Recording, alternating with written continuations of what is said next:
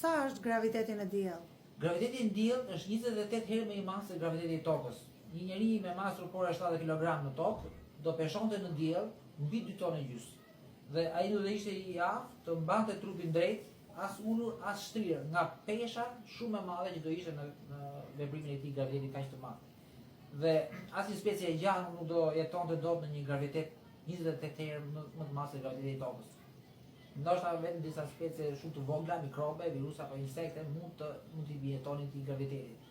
Edhe nëse do hidhni në një gur lart, ai do binte me një forcë, me shpejtësi shumë të madhe, 28 herë më të madhe se shpejtësia e rënës së gurit në tokë. Normalisht forca goditëse do ishte gati 30 herë më e madhe se forca goditëse e një guri do binte në tokë.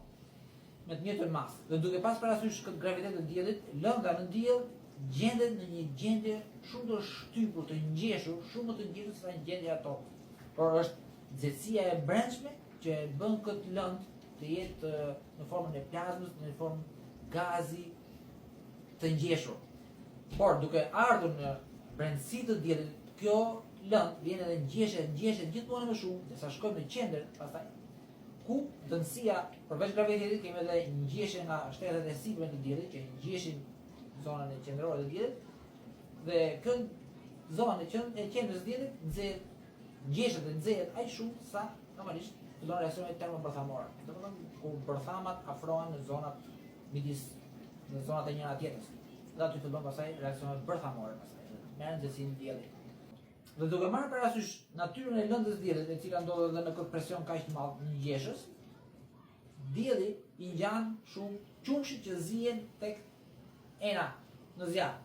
Dhe qumshi ka një veti që fluskat që dalin nga procesi i zjerjes nuk çlirohen në ajër, po ngrejnë qumshin sipër dhe qumshi derdhet së bashku me fluskat. Jashtë me qumshit që zihen dhe derdhet është dhe dielli, lënda e diellit.